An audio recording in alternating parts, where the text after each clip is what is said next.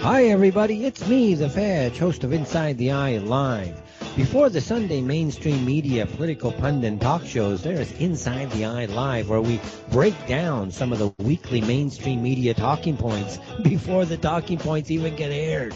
Add in some entertaining stories, weather, cats, intriguing and informative guests, and you get one of the most listened to Saturday morning streaming media political talk shows going today. And it's all right here on our flagship station, Revolution Radio at freedomslips.com. So join me, the Fetch, for Inside the Eye Live every Saturday morning at 10 o'clock a.m. Eastern. It is truly intelligent media for the politically aware.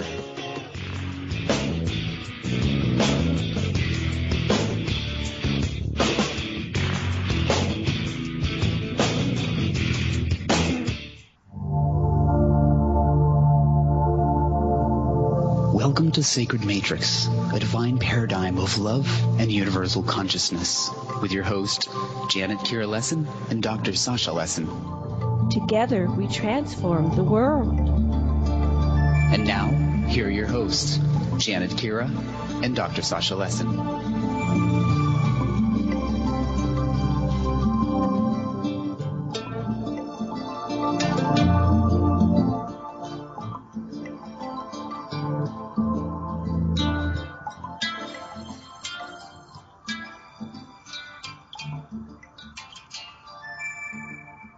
Hello, everyone, and welcome to the Sacred Matrix on Revolution Radio at freedomslips.com. I'm your host, Janet Kira Lessin, with my co-host, Dr. Sasha Lessin, and today we are going to interview Tolec, and I'm so excited that we're doing this because I've heard about Tolec and listened to many of his interviews for years now, a few years now. And before we bring him on, I want to say a little bit about him via his bio that he provided to us. His new book is Contact with Higher Dimensional ET Life, a Heart-Centered Experience, and this is a first for him in his Tolec role. He has done 65-plus U.S. and international radio interviews and roundtable panel discussions. Tolec is an Earth-human representative of the Andromeda Council, an intergalactic, interstellar, and interdimensional governance and development body of aligned benevolent star systems and planets of sentient, intelligent life for worlds in both the Milky Way and Andromeda galaxies. And we're getting some feedback. Woo! Hope it goes away. Getting louder. Here on Earth, they are collectively known as the Andromeda Council. In space, where they function, the various member planets, ambassadors, and other delegates simply refer to it as the Galactic Council. You can think of the Council as a deep space United Nations. Before we continue, I want to make sure, let me see if, Sean, if there's any way of, if you're hearing this on your end. Let's see. Oh, here we go. Getting really bad interference. So, Sean, can you type in the chat? Are you able to do something about this interference? Okay. Anyway, I'm going to keep reading while he works on that. Okay. He was given the name Tolec as an Earth-based public persona work name by the 5 people with whom he regularly communicates, who are stationed on the primary Andromeda Council biosphere, where many of its meetings are held. Okay, it's getting louder. I'm going to have Sean call us. Sorry about that, people. I guess this is a very important message that someone is trying to interfere. On this ball of Earth hurtling through space. You can hear us hurtling through space. You know, this interference. It sounds like a jamming signal. Yeah, there's some kind of jamming signal. Interesting. Okay, it's calmed down a little bit. We're also on Skype, and sometimes that acts up, but we've done a number of shows on Skype this week, and they were pretty good. So we're having a jam session. We're having a jam session. Okay, I'm going to try to read some more because this is important stuff I want our people to know. So you were given the name Tolec, and you were on the primary Andromeda Council biosphere. Yeah, these are people stationed on the biosphere, and this is where meetings are held. I've been to some of these meetings, so we're going to talk about that on this show. And Tolec says he was first contacted as an adult in 1993 by his principal Andromeda Council contact person, the commander of the primary Andromeda Council biosphere, who, like Tolec, is originally from the planet Dakota in the Taygeta star system, located in the open star cluster of the Pleiades. This commander took Tolec on 3 closely clustered together but separate time travel trips back in the late summer of 1993 via an Andromeda Council scout craft back in time to the 1840s to an area of rural Kentucky or West Virginia in the United States to observe a family of 4 in their day-to-day life struggles. And Tolec's Andromeda Council contact people indicate that they have been in communication with him by various methods since age 5, which makes sense because they usually begin contact much earlier. And contact with the people of the council happens via a number of modalities: telepathic communication, communication in a sleep dream state, brief snapshot photographic images, as well as streaming movie shorts, automatic writing, and interdimensional travel of his soul essence, as well as the physical travel of his Earth human body to Andromeda Council biospheres, where many council and subcommittee meetings are held, and he, Tolec, holds a position on the Joint Earth Council subcommittee. And he's aware of excess of 100+ physical visits to the primary Andromeda Council biosphere that continues to today. All right, let's see what Sean is saying here. I don't like this interference. Okay. Hey, Janet, Yes. Can we try this on Skype? I was only hearing like 1 out of 6 or 7 words that you were saying. Okay, we are on Skype right now. We could try going off Skype and being totally on phone. Sean, are you there? Sean, we're missing Sean. Okay, let me get him on my phone here. This is fun. This is the worst. This is the worst I've ever heard it. This is the worst I've heard. We've been doing these shows every week, and I can't even get Sean to respond. So I'm going to try texting him on his home phone. Sash, you talk to Tolec while I do text stuff. Okay. Yeah, we're really very, very interested in what you got to say. We got to hear. And yeah, I'm into the Anunnaki, and my question for both of you is, are there Anunnaki on the council? Have you run into them on the biosphere? Where do they stand in terms of helping us out in our present travail?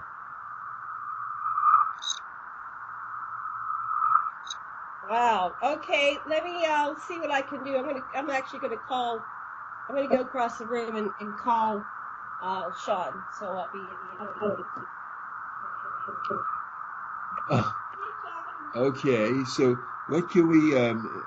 What would you like to tell the people that you would like to have jammed by the?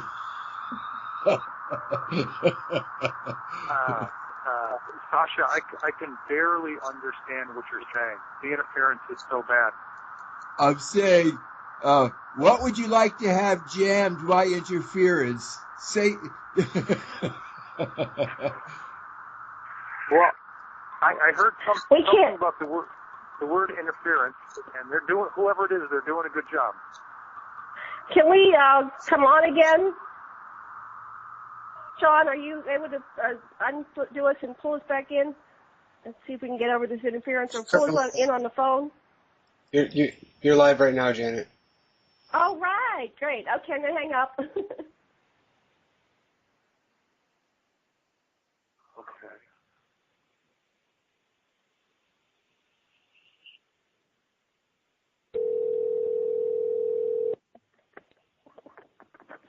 Okay, we're on our cell phone. Can you hear us? Reconnecting with Tolec right now. Okay, excellent.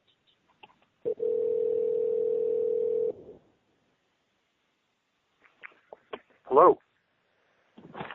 Oh, Hi, I think we got us where everybody's back on air now, and that interference sound is gone. Okay.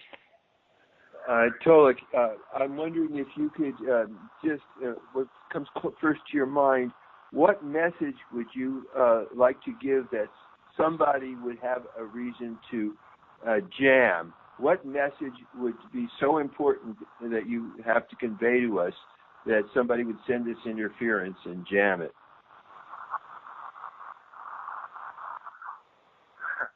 And the interference is starting again. That's funny.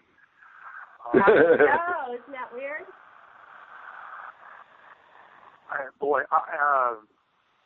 When I first did interviews back in the early autumn of 2011, there were many times that entities broke into the airwaves, whether it was Skype or any other way, that tried to jam the information that I was providing. And, geez, I've got 4.5 years of information and 65 plus videos and international interviews. Which message would you like to hear about? I mean, well, which one is most what would be the motive of anyone in jamming messages that are designed to help us and preserve us? Well, I think the easiest answer is that the group of beings or people that have been in control for years, that many people ubiquitously call the powers that be. Some people call them the powers that were. Other people call them the cabal.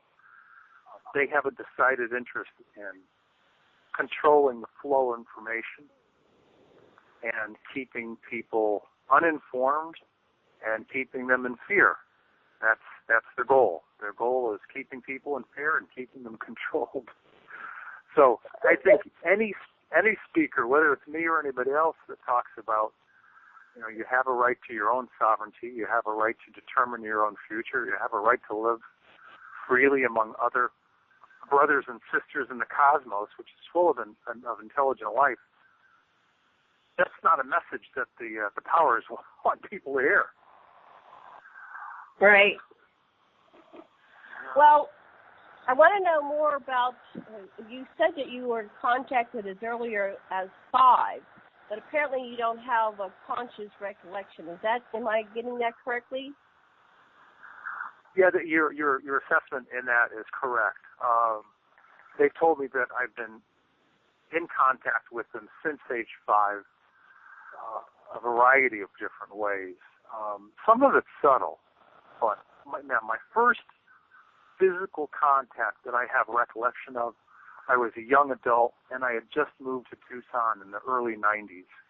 And after being there for a couple of years, I was in deep sleep at about I want to say 3:45 in the morning, and there was a voice. It was almost like answering the phone, except that it was in my mind, not coming across the phone waves. And there was a voice, the voice of a gentleman who I recognized, and he basically said, "Come on, you got to get up." And I said, "What? Excuse me? It's 10:04 in the morning." He said, "You got to get up. You got to get dressed. You got to come down, get on I-10, drive south into Tucson, through Tucson, pick up I-19, and take the exit for the San Javier Mission, and there'll be a dirt road to the right in that area. I want you to find that dirt road, go into the desert a little bit, and you'll see me there with my craft." I'm like, "Oh, wow. Really? It's like 10:04 in the morning." He said, "Yeah, I know." So I got up, went to the bathroom, got dressed, off I went. And that's like Ray London. Same type of call to go out to a remote location. Go ahead, continue your story. Oh, okay. Yeah, and I've talked to Ray a few times. I didn't know that was the case with him. So I arrived there, but keep in mind this is, like I said, about roughly 10 or 4 in the morning, so I probably arrived there in and around that area of the San Javier Mission around maybe 4:25 in the morning. There weren't too many people on the road, as you can imagine. And on the dirt road, drove about a third of a mile into the desert, and it came over this, wasn't much of a rise, because the desert's pretty flat out there, but I came over this little bit of a rise simply because there was a dip where there was a wash in the desert. And I come up, and there's a silver craft about 35 to 40 feet in diameter. And it looks like 2 upside-down pie plates. And it looks like, or two upside-down cup saucers mounted on each other. And I hopped out of my vehicle. I was driving a used Ford Bronco at the time. I had traded in my black leather moonroof loaded car. I moved to Tucson. I moved to the Arizona desert and didn't need one of those cars. So I hopped out of the Bronco, and I saw this gentleman standing there off in the distance, about 7,500 feet away, and I started waving at him like, "Hey, how you doing? Great to see you again." And he's waving at me like, "Come on, you got to go." I said, "Well, it's really great to see you again." He said, "Will you please hurry up?" And I could hear him talking to me. He's like, "It's going to be daylight soon." I said, "Yeah, I know." He said, "People are going to start driving to work. I don't necessarily want them to see my craft here." "Oh, okay." Right. Off I go. I was in my very early 30s at the time. So to make a long story short, over the course of the next week and a half, I took 3 trips like that. And he took me back through time to the area of rural Kentucky, West Virginia. And we watched a family of 4. A mom, like mid-20s, mid to late 20s at the oldest, a dad who was in his early 30s, and 2 children, a daughter that was roughly 4 years old, blonde hair, blue eyes, little cutie, and a son, about 9 or 10. And what we would do is we would fly back through time. We would arrive in this area of rural America in the 1840s, and from a view screen in the ship, we would watch the family doing their thing on the farmstead. Were you one of those family members? Were you one of those members? Were you observing your own past life? No, but what I did find out was that I was related to them. Genetically, the body that I have today, this person is related to that family somehow. I never asked. I just took his word for it. So, 2 points of interest. One is that before we took the first trip, he said, "You got to take this little pill," and that pill resembled what people might call like a NyQuil gel cap, kind of like a blue-green color. And I said, "Okay, why?" He said, "Well, because you cannot, as a third-dimensional, physical, organic human, travel back through time in this body. If you're going to travel through time, you have to have a 4D vibratory rate, and we've got to at least bump your vibratory rate up to 4D before we go on this trip." I said, "Okay, it's fine." Swallowed the pill, he gave me some water, and off we went. The blue pill. And, pardon? You took the blue pill. Yeah, right. Yeah. Anyway, yeah. Well, yeah, blue, green, something like that. I took the same trip 3 times, and during the third trip, there was keep in mind, there's a homestead, right, and there's a corral, there's a barn, there's a shed, horses, cows, chickens running around. The barn caught fire, and the daughter was in the barn. She had been playing with some of the smaller farm animals, and somehow she got caught in there. She couldn't get out, and she died from smoke inhalation. Yeah, and so I turned to the commander of this ship, who I learned later is the same man that's the commander of the primary Andromeda Council biosphere. I turned to him and I said, "Out of all the possible experiences that you could have had me watch, why did you take me back in time to this experience?" And he said 2 things. One, because genetically, you're related to these people. He said, but more importantly, we as higher dimensional humans, and at that point in time, he and all of his people were still mid to upper level 4D people. They now happen to be 5D people. They've already made the jump. He said, as fourth dimensional people, we do not experience death. We live our lives, and the way we would calculate it, they live 7,000 to 8,000 years approximately, and then they make a choice. They say, well, okay, I've had enough experiences, or I need some more in the fourth. And if they've had enough experiences, they simply make a decision to change, to migrate, and become 5D human. There's no death involved at all. Right. The way it just doesn't exist for them. So he simply said, there are going to be some changes coming on your planet in the near future. And in order for us to better help you, we need to have a far better understanding of how you act the way that you do, why you feel as deeply as you do, because we don't experience the process of death. We're not at all familiar with the deep emotional feeling of loss and grief and sadness. And by watching me vicariously respond to what was going on planet, he could sense what I was feeling, and he knew it was disturbing to me. And I said, wow. Okay, all right. And so at the end of that third trip, he said, well, thank you for doing this with me. We all appreciate it. You have a choice to make. You can stay here and take this colored pill. I don't remember, it was like pink, maybe red, something like that. Yeah. Mm-hmm. And you can choose to remain in this vibration with this family and be a spiritual guide for them. Or you can go back to your own time and continue your life. It's completely up to you. And so here I am, many years later. I'm back here. Yeah. Very good.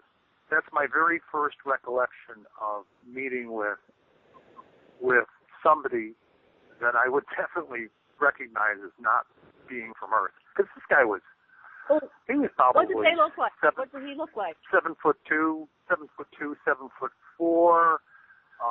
He would look like a tall, handsome Native American. And he would look that way because, he's originally from the planet Dakota. Dakota is one of 4 planets that revolves around the star Tegeta. And the star Tegeta is one of the 7 stars that's called the 7 Sisters, the Pleiades. And that's interesting. Dakota is almost like Dakota. I wonder if there's correlation. Yes. As a matter of fact, and I tell the story at length, but for the sake of brevity, the people of the planet Dakota are the people of the Genesis, the ancestors of the Dakota, yes, Apache, Hopi, Comanche, Cherokee, and on and on and on. They are they're the great ancestors of most of the Western Native Americans that are here in this country. And they didn't land here. They arrived on Earth about 50,000 years ago during the time of the upheaval in the land in the South Pacific, and they migrated up the East Asian corridor, came across what people would consider to be the Bering Land Strait, and then came down into Canada and Western U.S. Well, I have a question. My question is, since you've been doing this ambassador stuff, and obviously, like myself, you've been interacting with many different species over the years, I'm sure. What happens? I want to say why. There's the humanoids are widespread throughout the probably both Milky Way and Andromeda and other parts of the universe. What happened? Why is that one of the dominant species? Do you know their origins and how they came to be spread throughout the galaxies? I want to make sure I understand your question. Are you asking why the people from Depote decided to come to Earth? No, why do they look humanoid? What happened in the universe that there are so many humanoid species? Everywhere you go, just like Star Trek, you have humanoids throughout the universe. What's the story behind that? Question. Okay, now I understand your question. I don't have the details to that answer.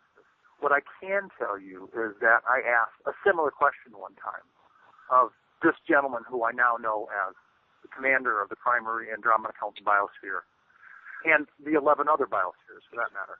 And his answer essentially was the humanoid species of, a head, eyes, nose, mouth, ears, shoulders, torso, chest, arms, legs. It is the predominant, it's the most common life form across the cosmos. Mm-hmm. Walking upright. And there are, of course, variances. There are cat people, there are lion people, there are insect people. As we now know, there are lizard people of various types, both meat-eating and non-meat-eating. The humanoid form is the most common organic form across the cosmos. And, of course, there are others. But that was his answer. Okay, that makes sense. And that's my information as well. Okay, so he took you back in time, and they don't understand how we feel our emotions, and especially around death and that ultimate separation from someone you love. What happened next? How did you get from being that type of contactee to being invited to be on the Andromeda Council? Your voice is coming through a little muffled, so could you ask the question again? Okay, so they were watching how you responded emotionally to death, and they were pondering what's that like because they can't feel at that level. So what happened after those time travel scenes? How did you get from just being like a contactee to being a member of the Andromedan Council? Oh, okay. Well, it's probably a good place for me to start is probably to clarify what and who I am and what I'm not. Okay. And also exactly what the council is. So I'll start actually with the council first. As you were trying to read and express through all of the initial noise interference, the Andromeda Council is, in fact, an intergalactic, interstellar, interdimensional governance and development body. And it does function for intelligent worlds, both in the Milky Way galaxy, for worlds in the Milky Way galaxy, as well as worlds in the Andromeda galaxy. So much like the United Nations, it has ambassadors, diplomats, and certain delegates that fill different roles that meet, I think, at least 4 times a week in a variety of Andromeda Council meetings. Now, out in deep space, they're known simply as the Galactic Council. Here on Earth, we know them as the Andromeda Council, but it's the same body. There are 12 senior members with senior homeworlds from 12 senior star systems. Arcturus is the most senior, then there's Antares, M103, Procyon, Vega, Capella, and they have homeworlds that represent all of these star systems and another 5 or 6, totaling 12.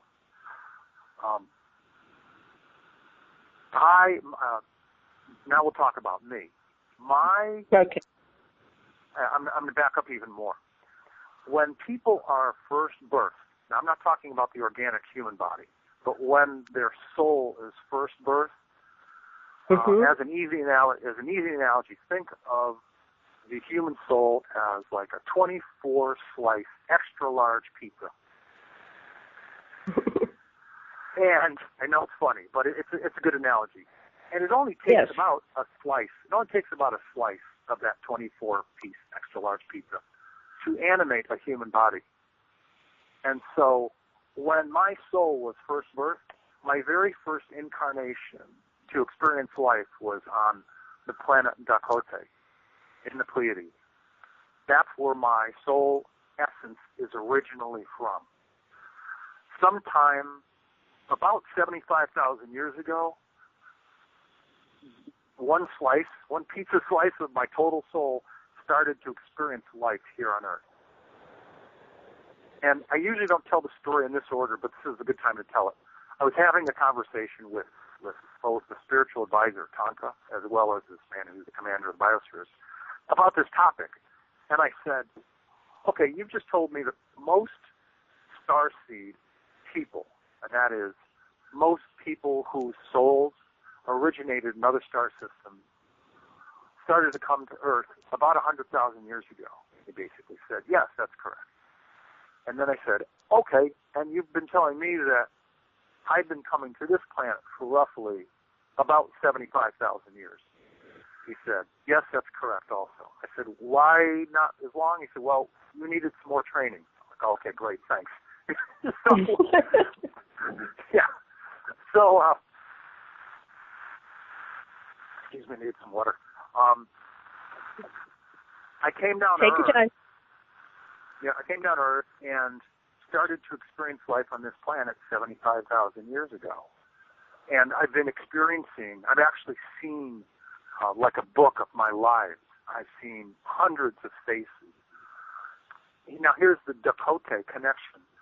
I'm aware of about, yes. Yeah, I'm aware of about at least 7 or 8 relatively recent lifetimes. I've got 3 as a Lakota with an L, 1 as a Dakota with a D, 1 as a Hopi shaman. Another time I was an African-American mixed-blood buffalo soldier. I'm aware of another time when I was like kind of a young man over in Pakistan or Thailand, something like that, Burma. And there are hundreds of other lifetimes. But to bring the story full circle, my original soul essence is from the same planet as this man who's commander of the primary Andromeda Council biosphere, as are some of the other key members of the people who are executive staff members. They're either board members, executive staff members, or crew members that support the work of the Andromeda Council, of these ambassadors and diplomats, everything else. When I'm not here in my physical body doing my Earth life thing, that part of my Dakota soul essence works on something called the Joint Earth Council Subcommittee. And I and like 9 or 10 other people are doing research and preparation work for that moment in time when Earth someday, when it's no longer a mess and when it's no longer a warring planet, when someday Earth as a whole world will get an invite to the Galactic Federation, and with that comes membership in the Andromeda Council. I know it's a long answer, but I wanted you to have all those major pieces. That's great. I have a couple comments, and then I want to give room for poor Sasha to ask a question if he wants to. But this is so important for me because I am a contact experiencer, and I remember many of my past lives on this planet and other planets. But this information you're talking about the where your soul originates is found also in the Michael Newton Institute work. They've regressed 30,000 people to life between lives. So what they discovered is that we are all multidimensional, interdimensional, simultaneously having incarnations on many planets. So I like your 24 pizza slices. You can put part of your soul essence down here and over there, and part of it remains always back in the in-between life, because the experience is going on there as well, so other dimensions. My soul essence is Anunnaki, primarily Anunnaki. Yeah, primarily Anunnaki. And so many people are starting to recall this. So this is probably part of the quote-unquote ascension process or the grand awakening. But I just want to interject that. Let me see what else. I made some notes. So you're right about it. There was the Gaia project where the souls decided to come here to quicken consciousness for all of creation, because this is a very critical planet for creation. because it is the third dimensional physicality where you go unconscious. People are here are unconscious, and the skin encapsulated self sense allows us to feel the emotions to the extreme, unlike any other species, apparently. That's what I'm gathering. Right. And we do. And that's the point when we were together. That's the point that he was trying to make. He was essentially trying to tell me we as fourth dimensional humans don't have the depth and breadth of emotional feelings and expressions that you guys do. You know, you guys go like from 1 to 10, and we go more like from 3 to 7. They're much more balanced. They're much more balanced in the way that they experience emotional life. But interesting that you used the word. Interesting you used the word quicken, because just last week, in the process of writing this book, I used the word. This is a time of quickening. This is the time when a number of events, both man-made, man-triggered, as well as cosmic space, as well as Earth changes resulting. This is a time of quickening when the awakening process is happening faster and faster for a number of people on the planet. I just finished writing about it just recently. So the synchronicities are always interesting on my part, you know, to hear about them and when other people are discovering them and saying them at the same time. Right. And that skin, see, we have the skin, which keeps us separate from the apparent other. The other levels of existence, the layers between the energy bodies are more permeable. That's why they can't really feel the intensity of emotions that we can, because it's too painful. They can't even go there. They can't go to a 10. They stop at a 7 because they feel each other, so they can't do things. They can't kill each other. That was the point. They can't really even slap each other. They can't punch each other. They can't kill each other because it's too painful, and they won't go past the 7. But here, where the grand experiment is going all the way to 10, and there's a reason for that. But Sasha, do you have a question? No, just I don't have a question, but it seems to me that our intensity is a function of embracing finitude as well as eternity, and being able to stand both. And it's the limits. If you're going to do X, Y, or Z within your lifetime or within your reproductive abilities, you've got a time limit on it, and that makes it more intense. Yeah, we. Back to you. Yeah, I'm glad you're raising this point, because I can now talk about something that I learned probably within this last year. Apparently, over the course of many lifetimes, and this was one of those wow moments for me when I was able to grasp the reality of this topic that I'm about to address. Over the course of many, many lifetimes, I've been a student of time and understanding the complexities of time, and at least trying to do my best to wrap my head around it. And from that perspective, I asked this gentleman who's commander of the biosphere, just like, 8 or 9 months ago, I said, "You told me that I've been coming to this planet for 75,000 years. And he said, "Yes, that's correct." So this is the follow-up on that conversation. I said, "Okay, I've been asking this question from the wrong way. I'm going to ask it differently this time.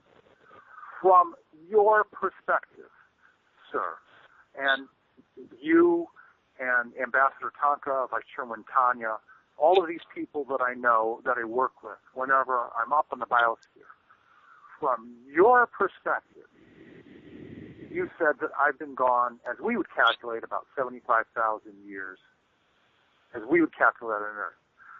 But from your perspective, how long would it feel to you guys like I've been gone?" And he went, "From our perspective." I said, "Yes." I said, "About a year and a half. Kind of like a year and a half business trip." I went, "What?" A year and a half. And for us, 75,000 years has passed. So when people like you and me and others say, up in the higher dimensions there is no time, now you can have a sense from even a rough comparison how different our brief organic lives are. each life, we go maybe 75, 80 years if we're lucky. And some people, they don't make it until they're 27 or 49 or 52, whatever the years are. And my soul's come down to this planet 75,000 years, and they perceive me as being gone a year and a half.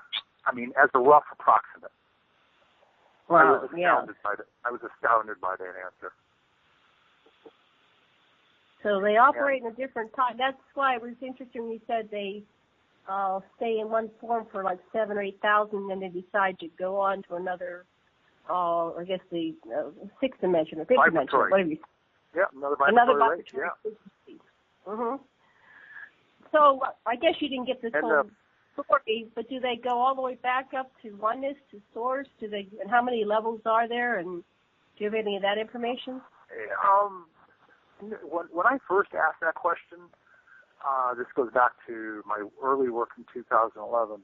The answer was there are 12 dimensions, and that's changing because they're all rising. They're all bumping up a one. And moreover, there are different levels or maybe different densities within each dimension. So as an example, when this planet changes during its moment of transformation in, I don't know, a year and a half, 2 years, whenever it happens, and just for the record, the word soon, S-O-O-N, and the word time, they are officially 4-letter words.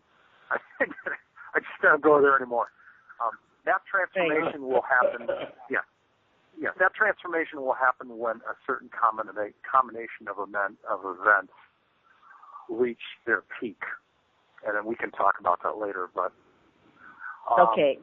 When that happens, the Earth is going to shift from being an organic carbon world, with dirt and density and mountains and streams that are completely organic based. From the fourth up, everything is spirit matter.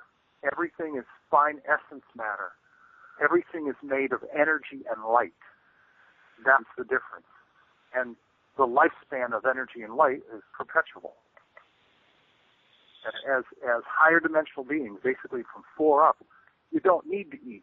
You can live off of any energy, sunlight, sunshine that you're exposed to that recharges these fine essence matter bodies. That's what spirit life is all about. I know you know this, but a lot of people don't realize the difference. And we're putting the ground on this information for our listeners. We don't know what they know, so this is good to just put it out there and express it. Right. So you're saying that this is like the ascension process they've been talking about for the last 20, 30 years, or even longer. Right. For 2 years. And next year and a half or 2 years, which we won't. Yeah, I don't. We won't say that. Here's what they've told me. I asked this question a few times, and this question is not about when. And the answers are when the peak of human consciousness has reached its greatest potentiality in 3D. When human consciousness reaches its highest possible level.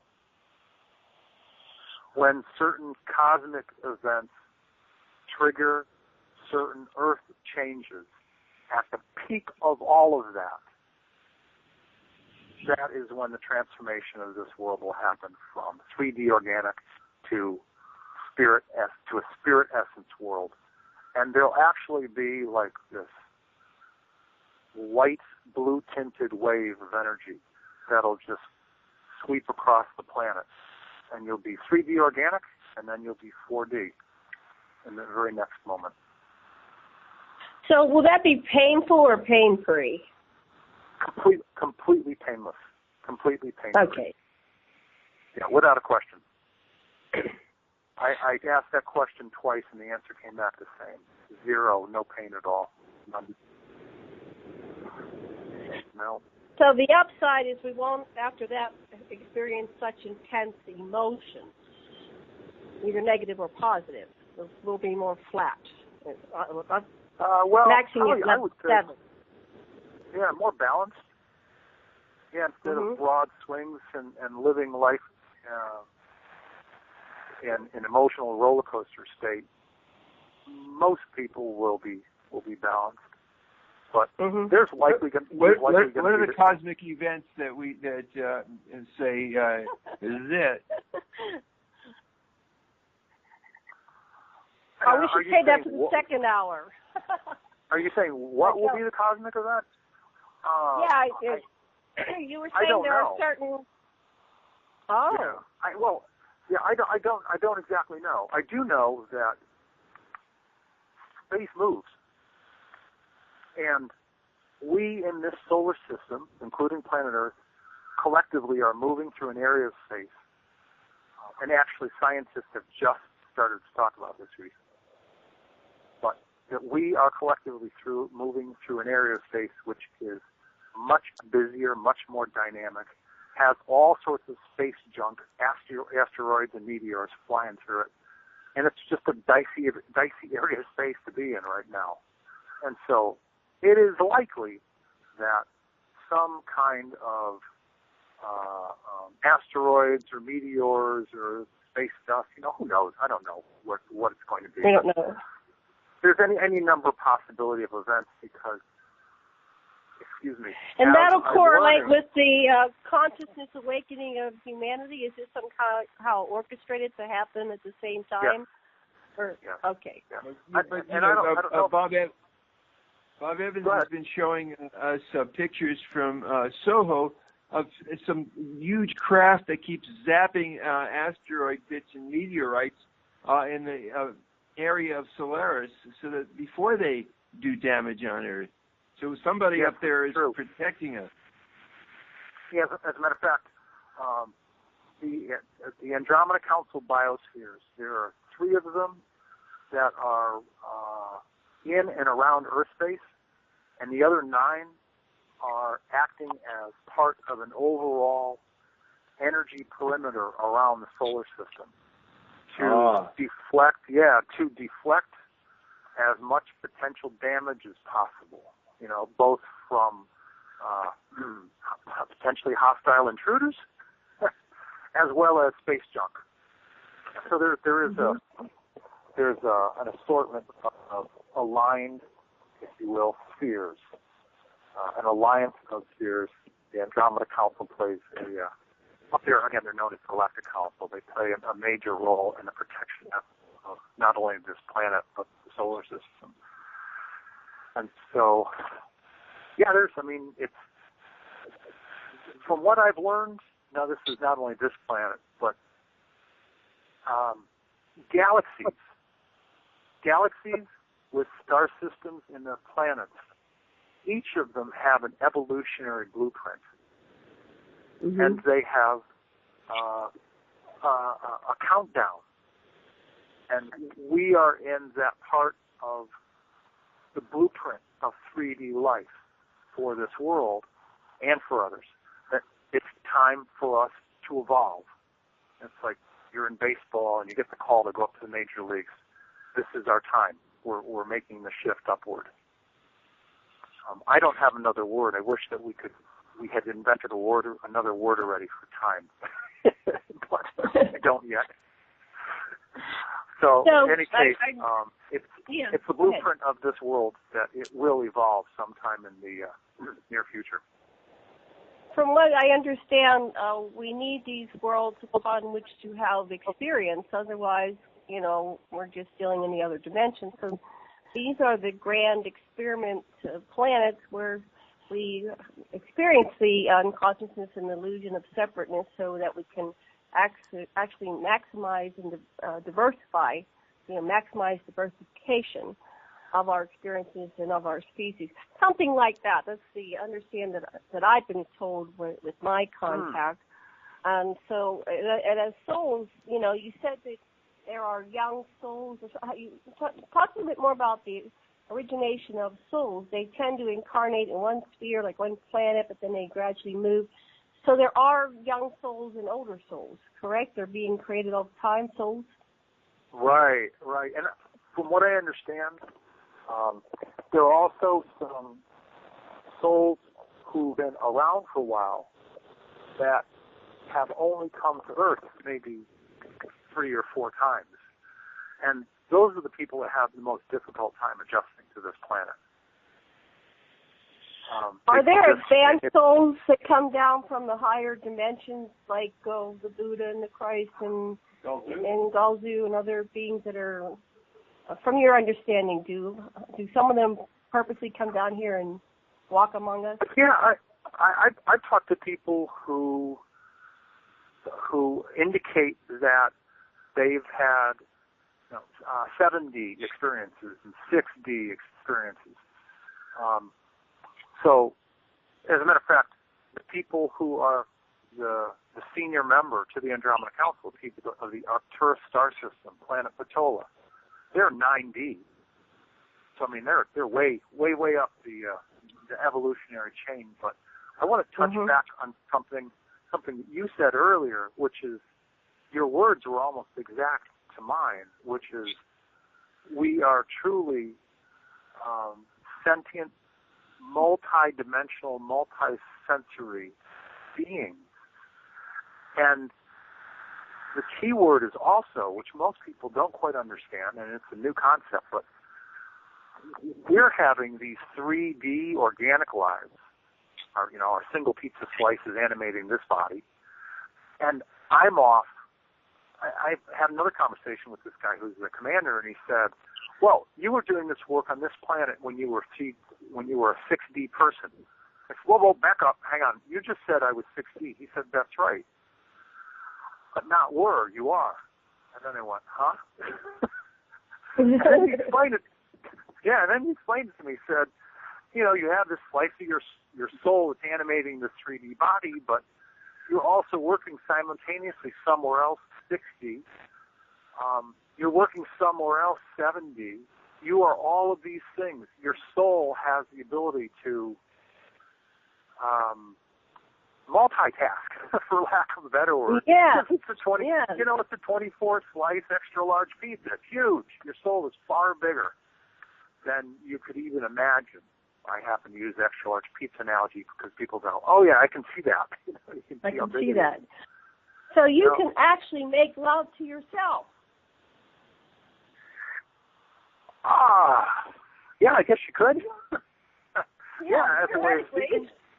Yeah, I guess you could.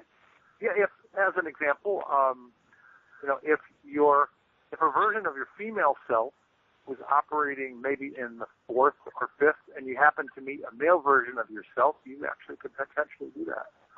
I'll go you one which is even kind of more surreal. I happen to be sitting in an airport back in the late 80s, suit, coat, and tie, waiting for a flight. And it was the middle of the afternoon, and there was this guy walking down the jetway. And to make a long story short, at about the 50-foot mark, I noticed that this guy was walking toward me. But at the 50-foot mark, I really looked up and looked. This guy was a dead ringer for me. He had on the same suit, the same shoes, same white shirt. The tie was a little different, but he was a dead ringer for me. And I looked at my watch, and I looked at my newspaper, and then I looked at the rest of this large, expansive hallway that he was walking down, and I could tell I was not in the time warp. This was real time. So I guess in today's terminology, you could say I was meeting my doppelganger. So I looked up. We actually locked eyes, and we both kind of freaked out at the same moment. I went back down to my Wall Street Journal. He kept walking. I never saw him again. But it was eerie. It was really surreal to sort of look up and see yourself. So if you meet your doppelganger, you don't drop over dead. Good. Glad to know that. You felt it was surreal. It was a surreal experience. I have another story, not about me at all. A little about me. I left Tucson about 3 years ago and had been doing some traveling. But just before I left, I was walking in the neighborhood of a buddy that I was staying with. And on this walk, about 10, 12 minutes into this walk, I met a woman in her early 60s, and we just kind of just started this conversation. And she said, "Would you like to hear a good story?" And I said, "Yeah, sure." So she relayed a similar story, and she said she had been walking around a neighborhood about 2.5 weeks earlier. And about 7 minutes into that walk, she kind of passed this man, and she had the energetic pull, if you will, the knowing, to stop him and to engage him in conversation. And it didn't take too long that they both discovered that they were male and female aspects of the same soul on planet Earth at the same time. So yes, I knew that was possible. Yeah, she's in her early to mid-60s, female. He's about the same age, and he's male. And they start sharing these stories. Wow. Well, we'll have to stop at that. We'll be back to the same person. 2 minutes. Same person, same age. We've got 3 minutes after our 3 minutes for the break.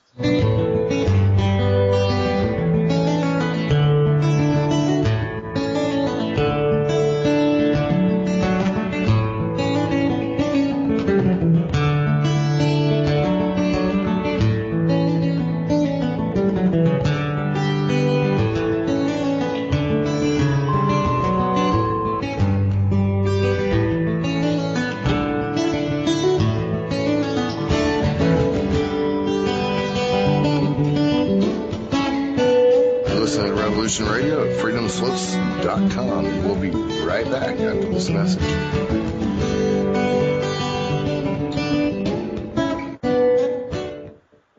Tune in Tuesdays at 12 noon Eastern on Studio A to hear Tammy Adams share her knowledge of an unknown realm on Talking with Your Angels. Join Tammy as she uncovers hidden secrets about the spiritual world of angels, ghosts, and other entities that have been with us longer than we know. Tammy is a psychic, a teacher, spiritual coach, a leader in her field, and will be sharing her information and stories with you. So join us on Tuesdays at noon on Studio A. With Tammy's guidance, you'll find out who has been watching over you from the other side, and soon you will be talking with your angels. The opinions expressed on this radio station, its programs, and its website by the hosts, guests, and call-in listeners or chatters are solely the opinions of the original source who expressed them. They do not necessarily represent the opinions of Revolution Radio and freedomslips.com, its staff, or affiliates. You're listening to Revolution Radio, freedomslips.com, 100% listener-supported radio, and now we return you to your host.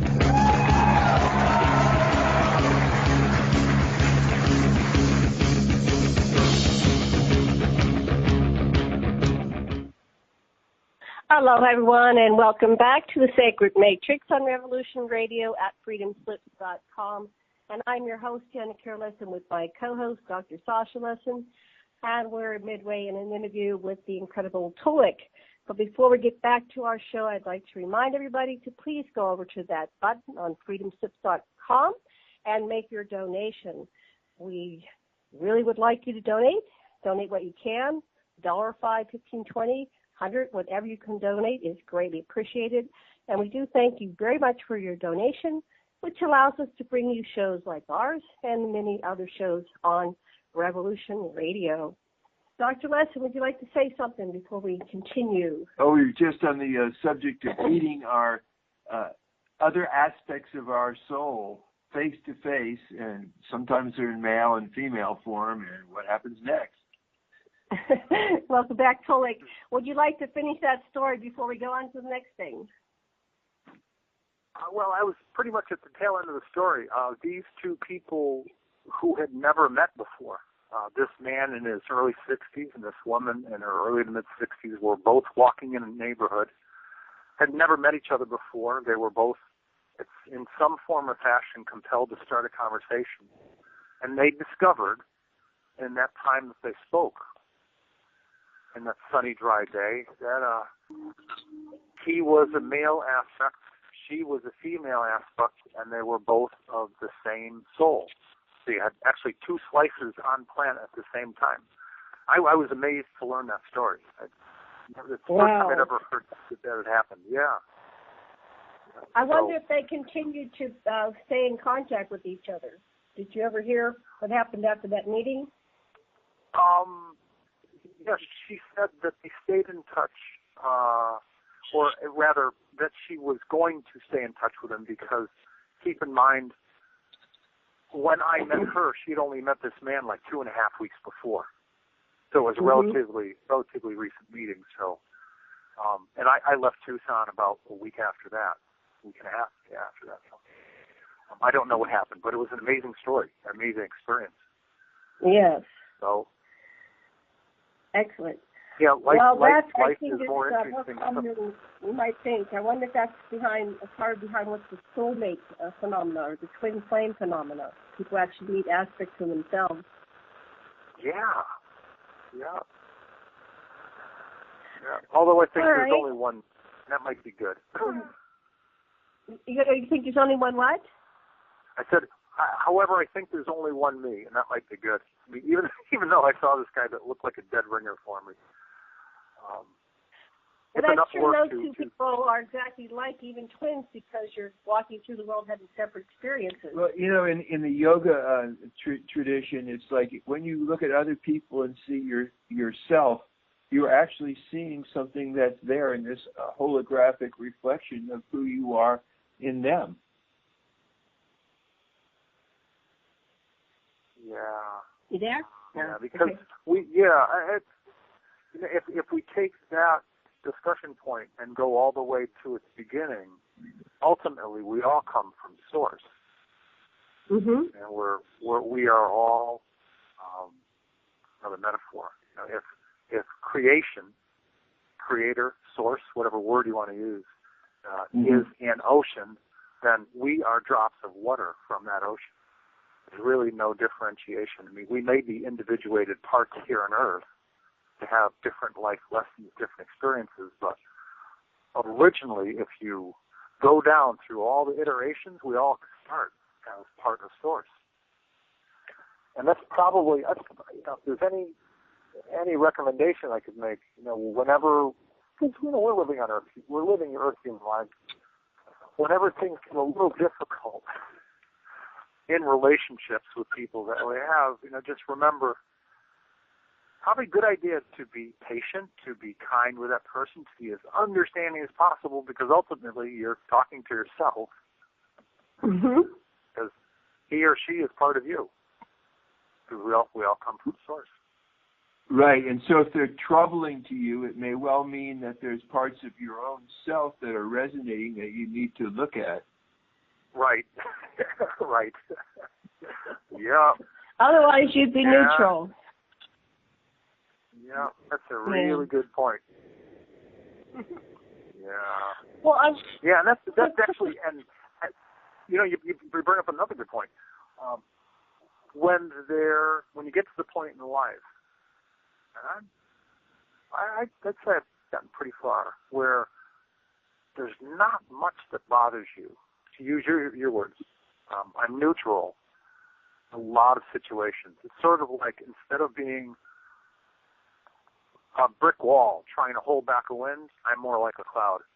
I just let stuff go through me. I can observe people being angry. I can watch them get mad. I can watch them yell and scream. But for the most part, I don't have any physical or emotional response to that anger. Why? Because none of that energy is residual in this body anymore. Yeah. So one can't trigger the other if there's nothing to respond to.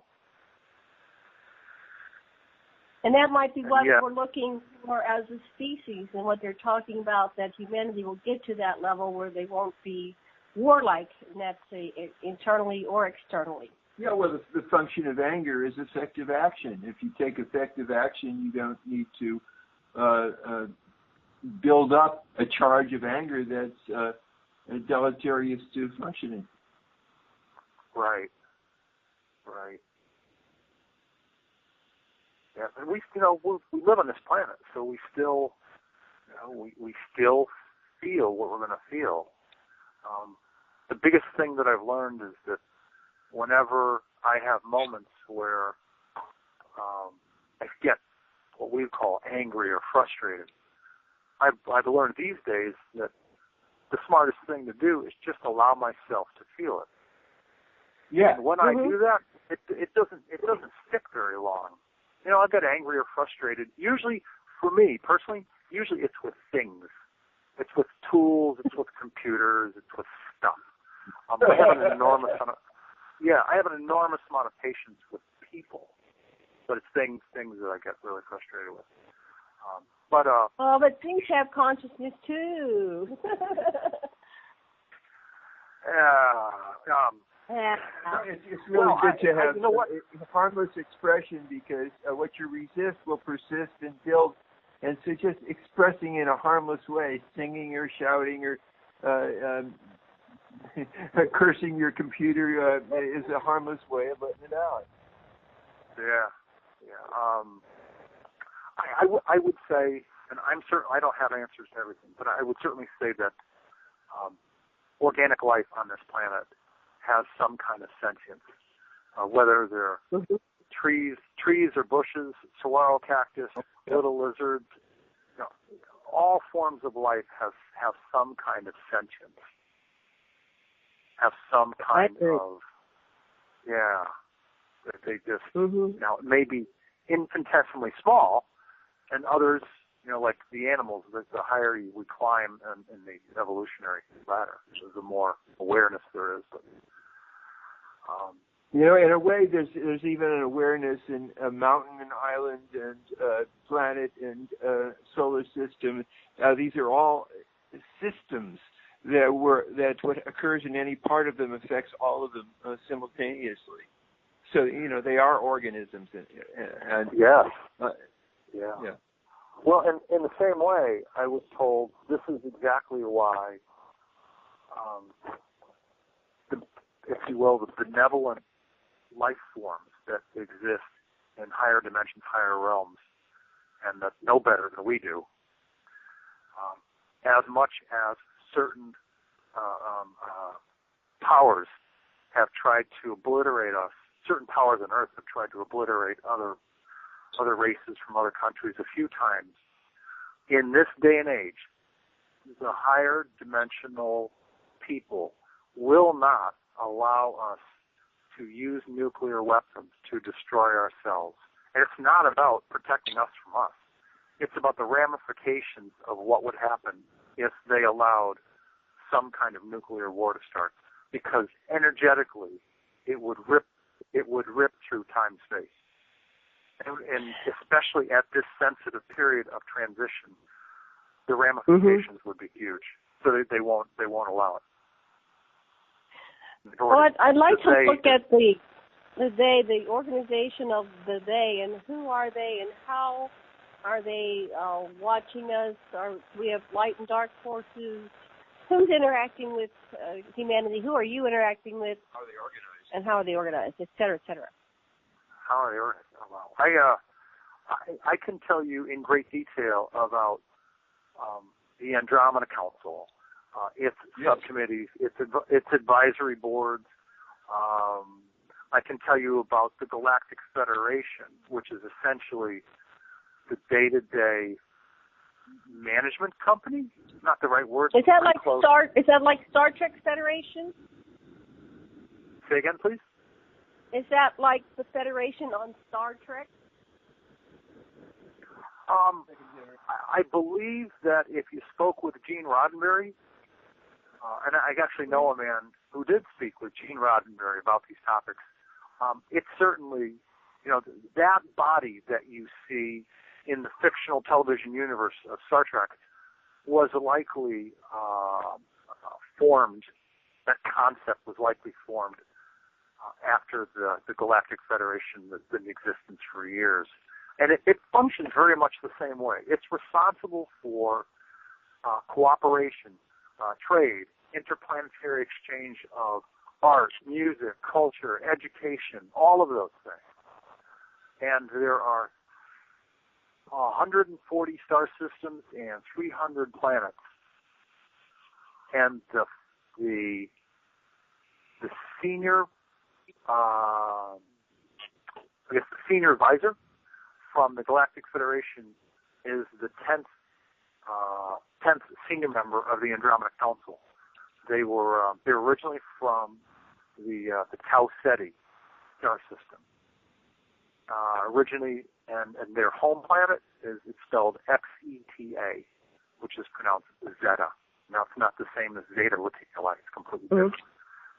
So, in any case, whereas the Andromeda Council is a development body and a governance body for all of these members, it sets protocols of behavior and sets protocols for what are the kind of worlds that they will allow into the Andromeda Council and the Galactic Federation. They have to be peaceful, spacefaring societies. They have to be evolved.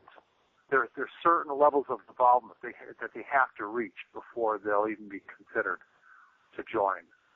And so, does it have to be every person within the planet, or can it be a certain percentage evolved to be eligible for consideration for the Federation?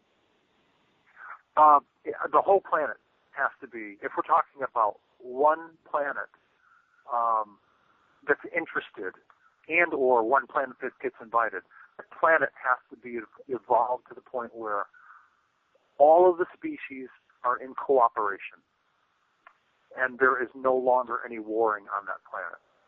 And moreover, they won't attempt to take advantage or bring harm or bring war to any of the members of the Galactic Federation or its council, the Andromeda Council. So who's keeping us in the dark in your cosmology? Who are the Illuminati? Are they associated with the Anunnaki or the Reptilians or the interdimensional archons? What is going on here on the planet? What have you been told, or what have you discovered? Okay. The version of the story I've been told is essentially that, and this is a long story with a lot of pieces, but I'll compress it into major parts. Many, many, many, many years ago, millions of years ago, when the vibration of this planet stepped down, Draco reptilians, who were already fourth-dimensional beings by that time, master geneticists, as well as beings from the Sirius B star system, as well as Anunnaki, from my understanding.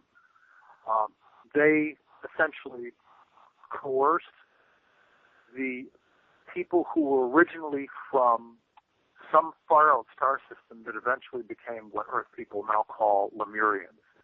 And they essentially coerced the early Lemurian souls to jump into the earliest Earth human bodies.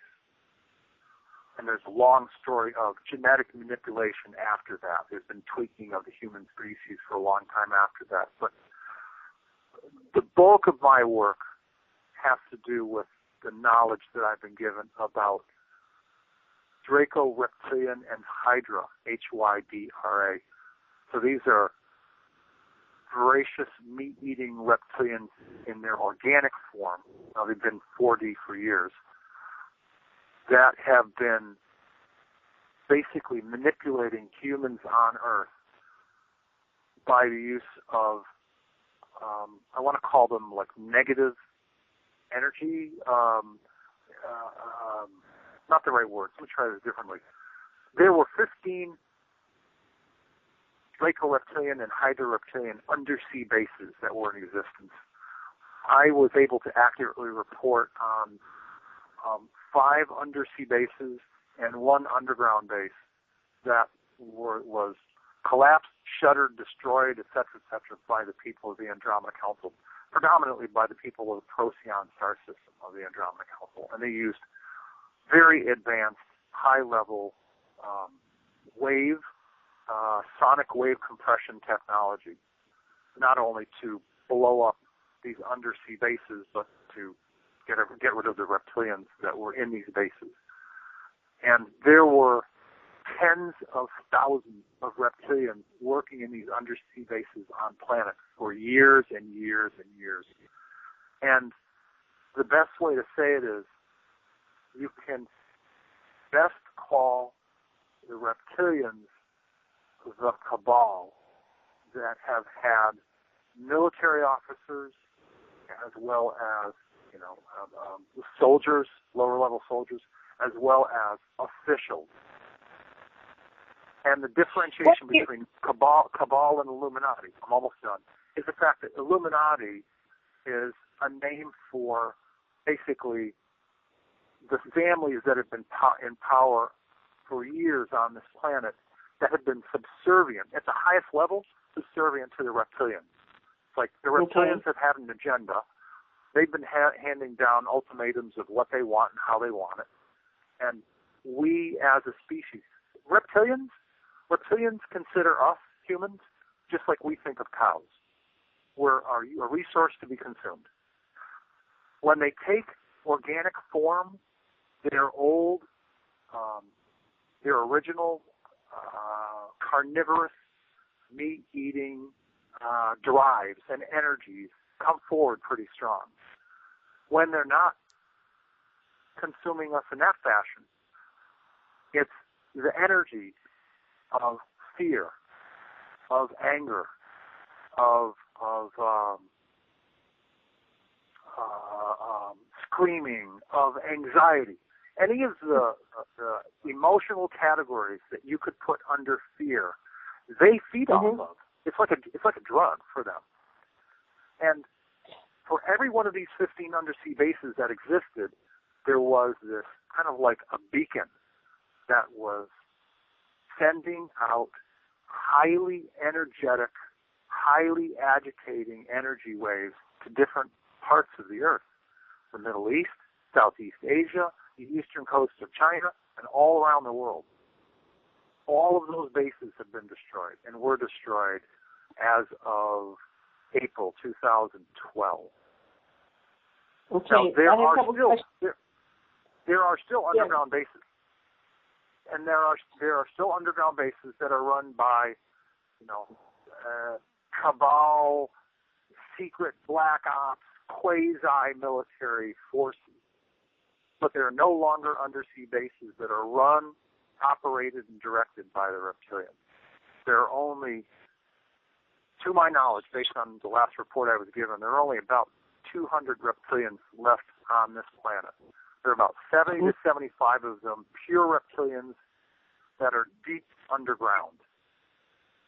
There are another 120 some odd reptilian cosmic human hybrids that are in positions of power globally around the world. And we might even recognize some of them, some we wouldn't even know because they work sort of in backroom operations. It's an amazing story. What I've learned has been, it was a lot of work. I got to the point at one point, I think base number 4 or 5, I was like, do we have to keep doing this? I feel like a war reporter.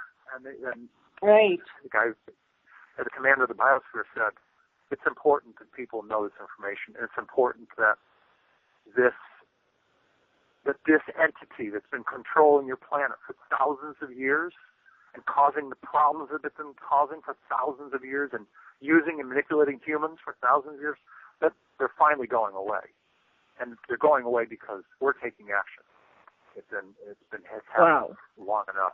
So that was April of 2012, just in time for, the December 21st, 2012. I have a couple questions. I was in an underwater installation called Johnson Atoll, outside Johnson Atoll, right in 1990, December 96. And I was taking... Where was it? Johnson Atoll is 800 miles southwest of Hawaii in the Pacific. And I was in my lab's operation taken to an underwater installation. And I saw 1,000 very tall humanoids which they said were Anunnaki.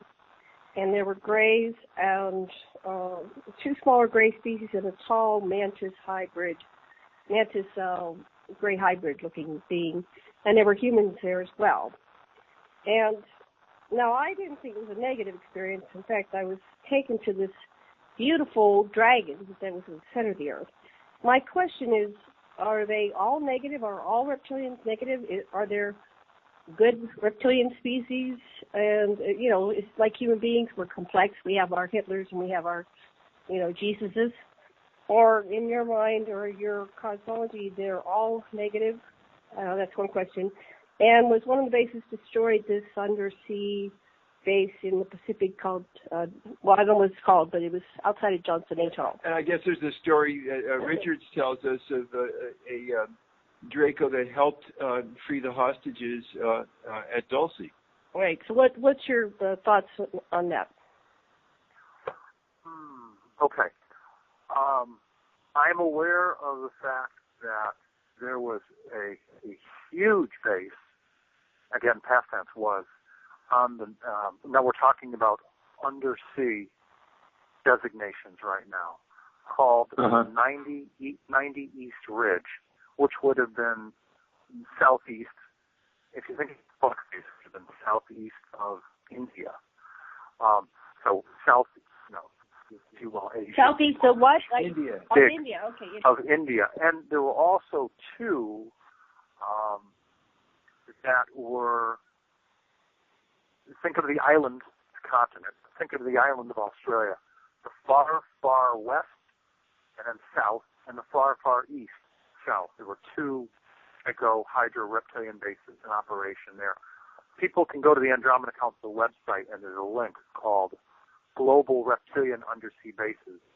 And I've got a National Geographic world ocean floor map. And I have little teeny boxes, little white boxes, that show people exactly where the bases used to be.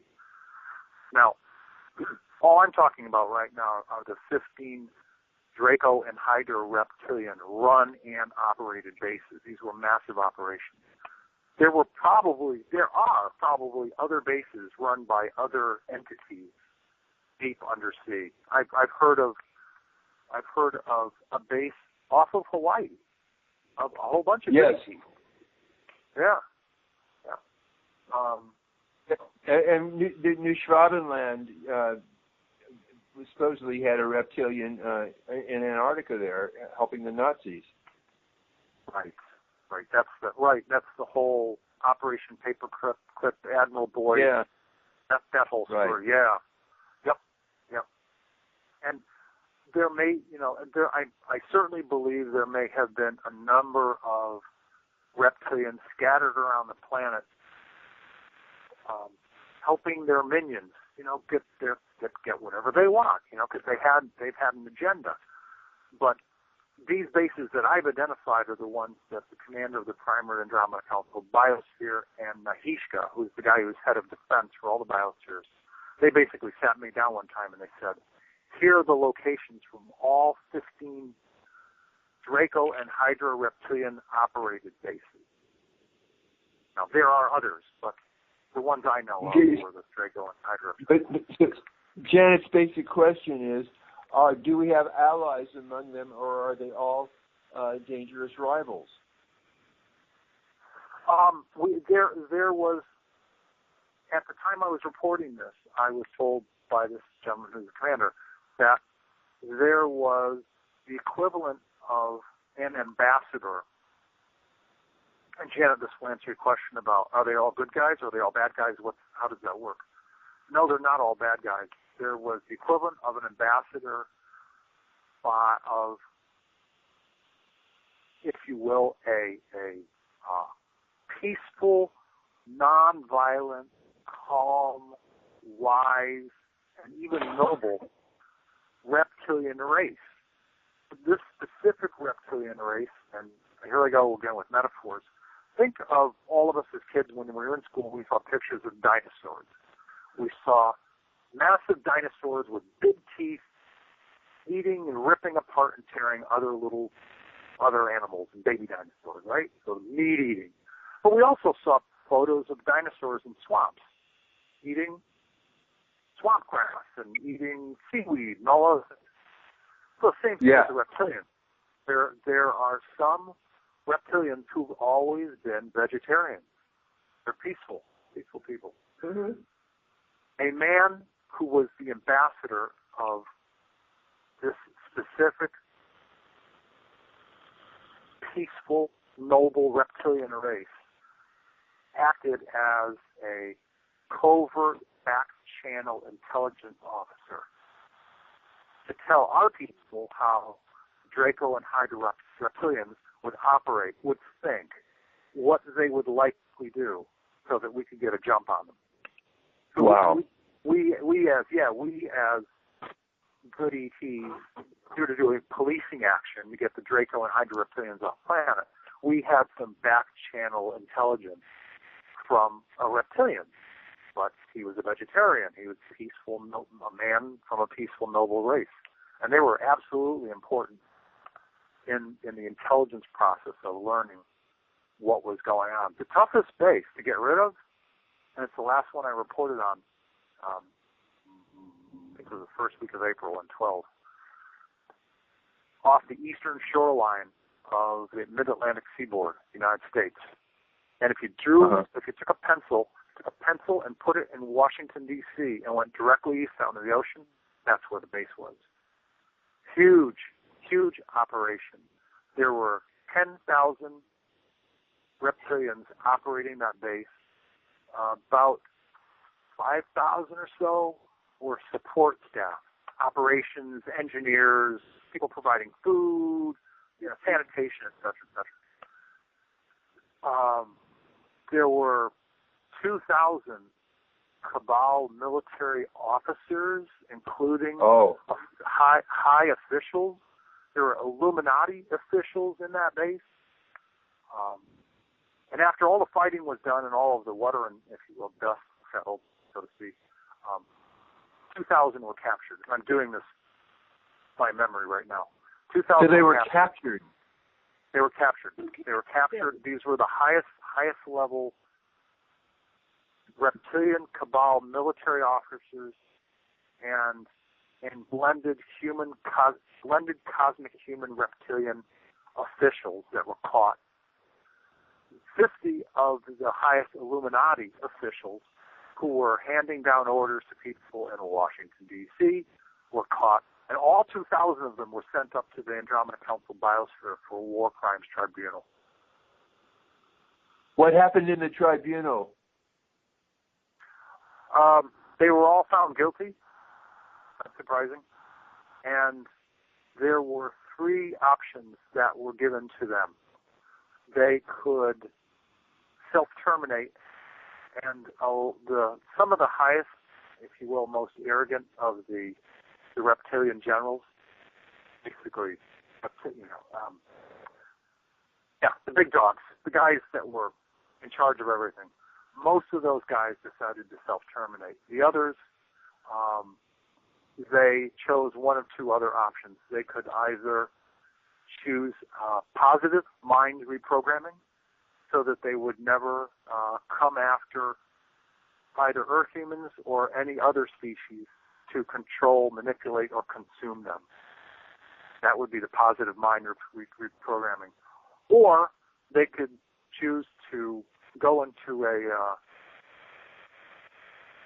Einstein-Rosen bridge, a wormhole, and essentially be sent through a wormhole, also known as a Stargate, to a planet that had been selected for them at the far edge of the universe with a one-way ticket. and only enough technology to survive. There was no possible way they were given any technology to find their way back to any kind of human societies or planets. One-way ticket, sort of like to the far reaches of the universe. And there were quite a few thousands of those that were sent there.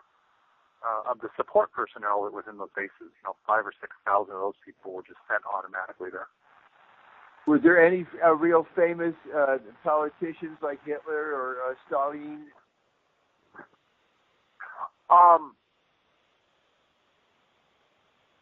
I'm not aware of any what you and I would call current politicians that we would recognize.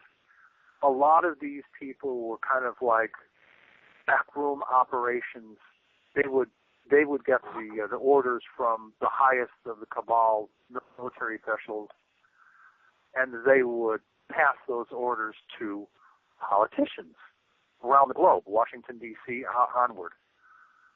Today, people ubiquitously call those people the cabal, but my understanding is the cabal is actually the organization of the military reptilians, of the high officials of the reptilians that were handing down the orders to the Illuminati. And those are the families of Earth humans, and those are the blended cosmic humans and reptilians that were basically dictating all the orders of how things should happen on this planet. Most of the people that are politicians that we know, it's likely that they're still humans or they're clones, one of the two. Because you can create you can create an organic human that doesn't have any soul. It just has intelligence. Mm-hmm. That's a clone. I've met some of them before. Yeah, I don't claim to know who they are. It's not something it's not a path that I want to go down. So it's not Hillary or anything, huh? Might be Cheney. Might be Cheney. I have a couple I've heard a lot of allegations. I just don't know. We don't know, right? I have a question about death. Like the 2000 cabal, they whatever the number was, they self-terminated. Self-terminated, so right? Yeah. Where do they go? Where do we go when we die? Have they told you what happens there? Right. When the energy of a soul, and it's rare that this happens, but when the energy of a soul is extinguished, whatever is left, even that residual goes back to source, goes back to creation. Tanka, who is the spiritual ambassador to the Andromeda Council, once said to me, and this was in late 2011, and it was probably a 7 or 8 paragraph speaking to that he gave to me, because I was feeling I'm sensitive. I'm clairsentient anyway, so I was feeling a lot of the things that were going on in 2011 in preparation for 2012, and I was concerned. Yeah. I was concerned, and I expressed my concern. And at the end of that speech that he gave to me, he basically said, "My son, just understand that the Creator, with regard to creation, nothing is ever wasted. It is always put back into the cycle of life," is essentially what he was saying. So even with these reptilians that chose to self-exterminate, even their residual energy after it's been terminated goes back into the cycle of creation. Of course, it's not in the same form. Mm-hmm. Right. They deal with that in the Michael Newton Institute. That they try to pull out the good parts and do some kind of like reprogramming, reconstruction. But if it's something that's too perverse, it just goes back to source and gets re-scrambled on a whole other level. It's a photon. It's a photon level. Well, go ahead. I was just going to say that was the second choice. They could choose positive mind reprogramming, so that for the reptilians that chose that option, they would no longer see humans or any other species as simply a consumable resource. Because, I mean, their arrogance, bless you, their arrogance almost matches their brilliance as geneticists. They've been around for a long time. They've been a spacefaring society for years. And, like, well, here's a resource. We have a right to consume it. And, again, they basically have thought of humans up to this point as cows. Just like we think of cows, they think of humans the same way. But I'll tell you what, it's a serious lesson for us. but we're still under threat from them, evidently. You've alluded a few times to not just celestial debris that's threatening us, but incoming life that may be threatening to us. Well, yeah, there are still other ET races who have different agendas that would like to control Earth beyond Reptilian. And Earth and the whole solar system is in a sensitive transition period of evolution, and that's why this perimeter, this energetic perimeter, has been set up around the solar system and around Earth to basically protect it. It's our time to take our place as a rightful contributor to the cosmic or galactic brotherhood of intelligent, sentient beings. But, we're only going to get invited to that brotherhood, whether it's the Galactic Federation or any other good ET organization, when we become a peaceful society globally as a planet. We got to grow up, because we're like a bunch of, collectively on this planet, we're like a bunch of 12-year-old pissed-off bullies.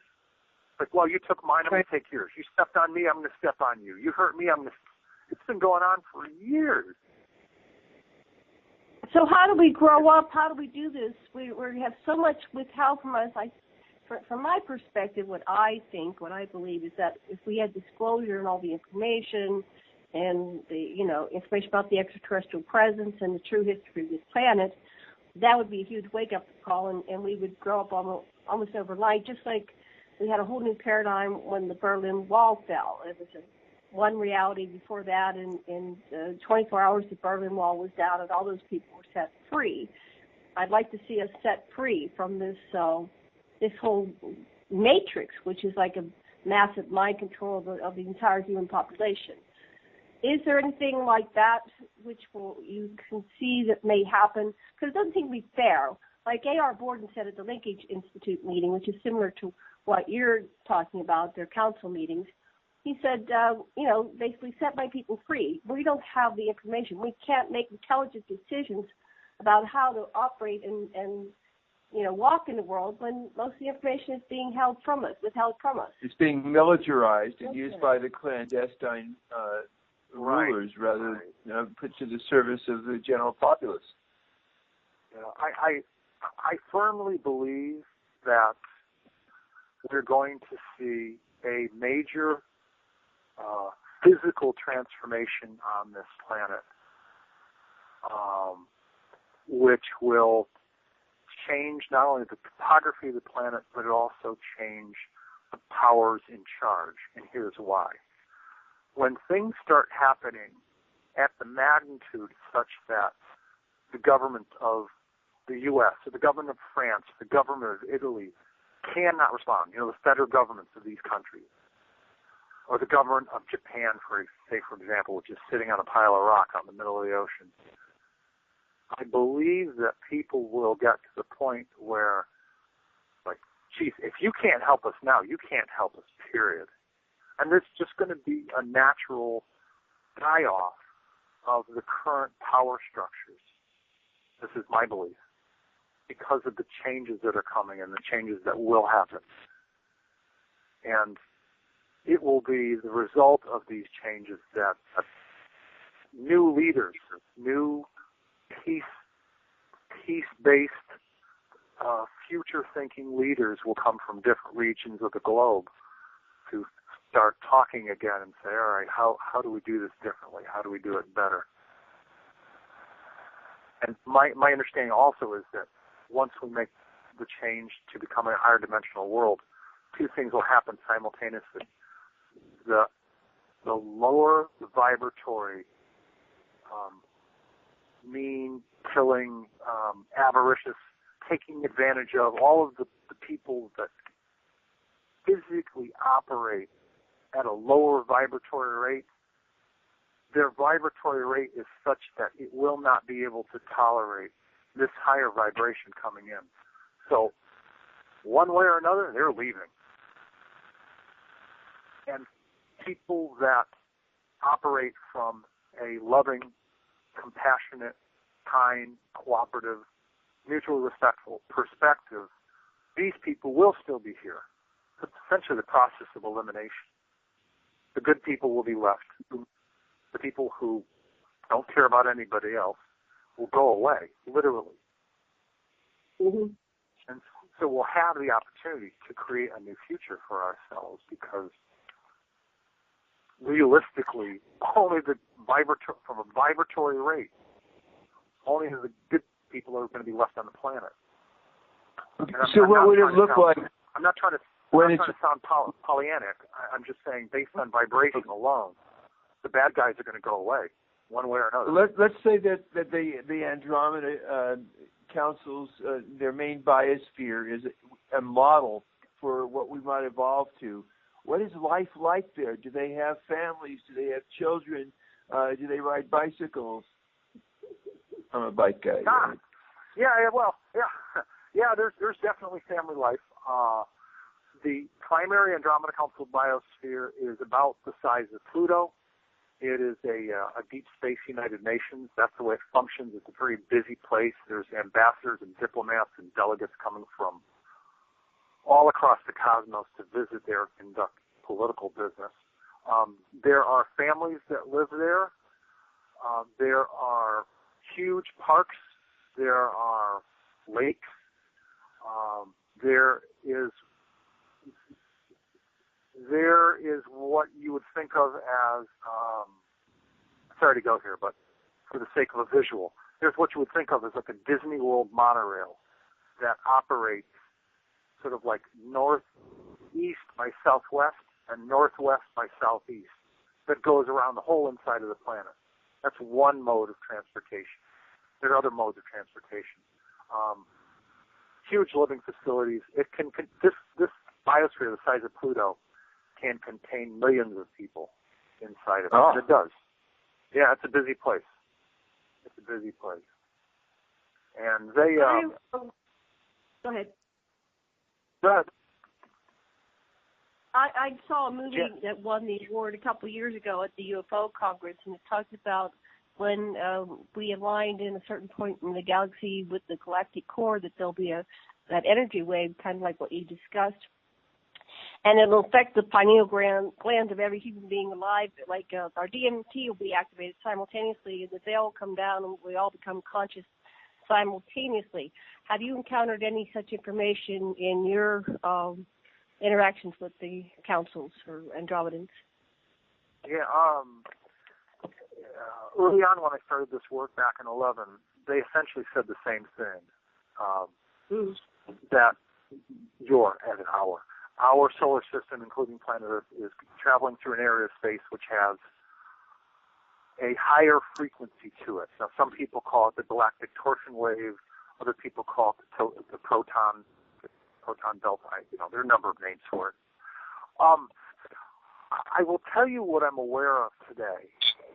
I'm aware of the fact that through me, like you're doing today, through me having interviews with other people, I'm aware of women that I've had as part of a women's conference series and friends of theirs that right now their physical bodies are deteriorating purposefully. I mean, they're ready. They're ready to leave. They're ready to transform. They're calling it transmutation. Their coccyx, their tailbone, is almost disintegrated to nothing. These women are losing their rib cages. I know of two women who, at different points of time, their actual spirit essence, that pizza slice that animates the human body, some people call it a light body, is coming through their fingers and their hands. I heard a story about 3 weeks ago regarding a man's wife out in the Midwest, and she had been going through different moments of her light body coming through her hands. He woke up one night at about 3 a.m, and next to him was his wife in a complete human light body form. Her whole body had transformed. a light body, head to toe. And about, I don't know, somewhere between 5.5 to 6 minutes later, the light toned down and it went back into her organic form. And there was this residual, there was like this residual baby powder all on her body. Now, I've been told that story is accurate, because they asked the guys upstairs, and they said, that's exactly what we'll find on the ground. You know, when the transformation happens in this planet, it's the actual moment of transformation when, not one by one, but whoever is still organic on the planet at the moment that it happens, there'll be this like residual kind of baby powder. That's all you'll see of the organic world. Earth will still kind of look like what we think is Earth today, but it'll be like literally looking at a light blue tinted crystal ball. If you were to approach Earth from space, you would see this beautiful round crystal ball with blue light color, blue clear color to it. So the transformation's already happening to some people. I don't know if it has directly to do with their pineal gland at all, but don't know. And interestingly enough, one of these people says that her hair is getting darker and darker. She's looking younger and younger. The lines in her face, she has very few, but whatever lines she had are disappearing. And yet, at the same time, her organic body is just breaking down. Rib cage, cartilage. She's like, I don't know how long I'm going to be here. She's fading. There are definite moments when it's very uncomfortable for her. But I said, there's a book in the book called The Emerald Tablets of Thoth or Thoth, and he talks about he became an acolyte of the Galzu Halls of Amenti, and he learned that the only thing holding his form together was his own thoughts. And so he was able to break his body down into his light body and its molecular structure and into the, that powdered form. So perhaps some people are just learning how to do it, and they might not know how to control it at this point as part of this ascension process. Yeah, she doesn't know, this particular woman doesn't know how she's doing it. I know two of them personally. They're going through the same process, and the same parts of their bodies are deteriorating almost at the same rate of speed. And interestingly enough, both women are having wide open contact with different extraterrestrial races, ongoing. Fascinating. It's amazing. It's like the heart is in the rib cage, and as the rib cage dissolves, the heart is unchained, is no longer within the bars of the rib. Yeah, and they don't know how their bodies are staying together. It's like, my ribs are disappearing. Everything's like, I don't know how things are still standing up, but they are. It's Have you met these experience people in person? Have you witnessed these people in person? Are they close that you could meet somewhere and actually look at these people in person? Yes, I could. Yeah, I could if I wanted to. Yeah. That'd be good to document that. If I was close, I would do it. Get an MRI, yeah. Or something, well, doctor, but. Yeah, these are very personal experiences to both of these women. One of them has already told me, it's like, listen, you're a great guy, but I'm preparing to go. She's like, I'm not starting anything new. As a matter of fact, I'm wrapping up all of my relationships. I'm having goodbye parties with friends. Wow. I'm going and I'm going fast. And so I respected her feelings about that. Yeah. Sure. Yeah, very interesting. Very, very amazing experiences that these women are going through. And yet, I'm not having that kind of experience at all. I'm, for better or for worse, very 3D, very dense. My bones and my muscles are still in place. I play tennis twice a week. There's nothing breaking down in me at all. Now, I still travel to the Andromeda Council Biosphere whenever they want me or need me, but I'm still here. And I understand. I'll be leaving, sometime in the near future. I'll be going because I've got some work to do up there. But it'd be like, I'm here and then I'm gone. There'd be no in between at all. Will you be able to say goodbye, or you think you'll just disappear some night and not come back? First of all, I will categorically stipulate I don't know when this is going to happen because it's not about when at all. Mm-hmm. Secondarily, I've already written my mom a letter, so she knows exactly what's going on. She was a little confused by it, but I've got documentation. I've written the same letter to two sisters. I've got a couple of friends who know exactly what's going on, good close friends of mine. And what will likely happen, because this body is in such good shape, is that I will leave. Me and this body will leave. I'll go up to the Andromeda Council biosphere, and up there they will do a pizza slice exchange.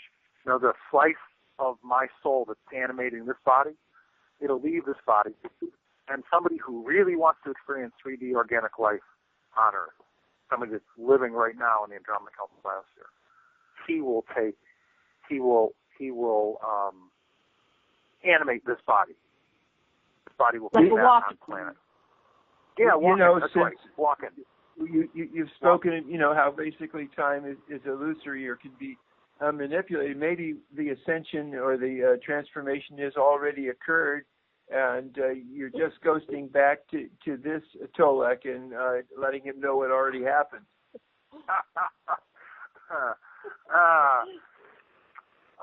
Nice try, but no. Some people said, "Oh, Tolec, or the 5G trend, it's already happened in this." No, it hasn't. Because there are certain events that have yet to take place on this planet that have not yet happened. We're still an organic planet. Therefore, we have a timeline of evolution. Now, timelines are coalescing and coming together, but this planet is still not. It's like when a boy becomes a man for the first time, or when a girl becomes a woman. There's a moment where there's no going back. That's the same thing in this world. This world has not matured yet. It has not become, because once you cross that line, in this particular case, we're not going to go back to being an organic world. If you will, like 12 noon on a Tuesday, I'm choosing an arbitrary date. An arbitrary day. 12 noon on a Tuesday will be an organic world. And at 12:01 will be a fine essence matter spirit world. That's when the moment of the transition period to that point will be long. Whether it's a year or 2 or 3 or 4, I don't know. But in fact, we're in transition now. But everything that they've told me has been consistent about the moment of transformation, or what some people call ascension. That moment, this wave of spirit energy will sweep across planet Earth, and will go from being organic to being a spirit, or, if you will, a spiritual world. And we'll take a powder. And, there'll be like a residual powder left over, a little baby powder. That's good. Yep. Yeah, quite honestly, I take the time to explain that story because there's some people who go, I'm becoming more spiritual. They don't know what they're talking about. Mm-hmm. And they don't because it's out of ignorance, but spirit literally means spirit matter, fine essence matter of the higher dimension. And becoming spiritual literally means taking the time and the energy, doing your best to discover who you are from the spiritual realm. Why have you come on planet? What are you here to do? That's the process of becoming spiritual. It's about learning about your original spiritual birthing. Right. Yeah. I have a quick question. We're almost out of time. I've been to a council meeting of some kind with 100,000 unique individual species. There were no two exactly alike. And I was giving a kind of like a State of the Union address of what it was like to be a human female at this time on the Earth, et cetera, et cetera. Have you ever been to the larger, it seemed like a larger gathering of all the other smaller ones. Have you ever been to such a gathering? And it was all the bipedal with the eyes type beings. They said there were many other beings, but these were all the bipedal, opposing finger, walking, beings. Upright, yes, walking upright beings, yeah. Right. I've certainly been in the main, if you will, the main Andromeda Council chambers, and there are, between the different ambassadors and diplomats and their, adjutants and delegates and stuff, a couple hundred. And in the smaller, the advisory boards and joint meetings, there are tens of people. But no, I've never experienced a situation where there have been hundreds or thousands of people. No, I've never been in a situation like that. That's very interesting. I'm sure it would be. I have met a variety of different races, and it was an amazing experience. We have 2 minutes left. What would you like to say to everybody?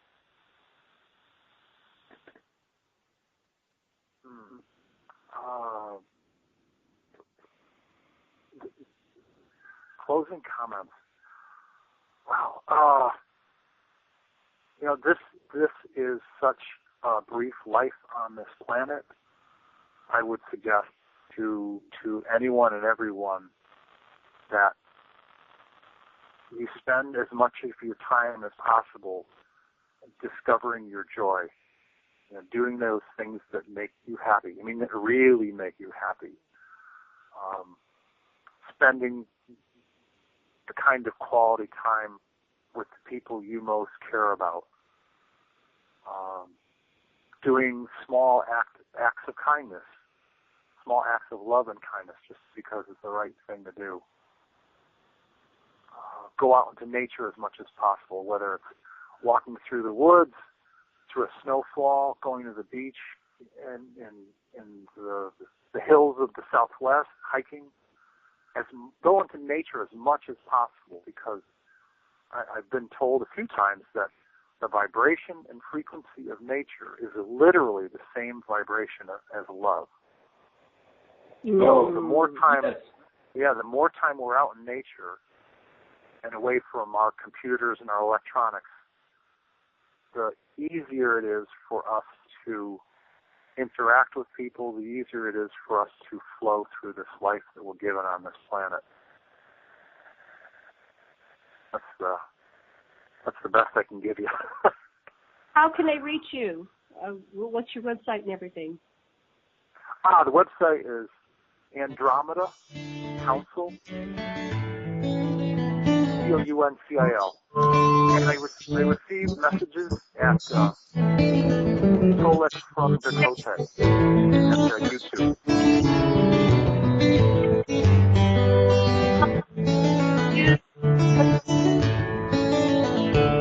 Aloha from the Aquarian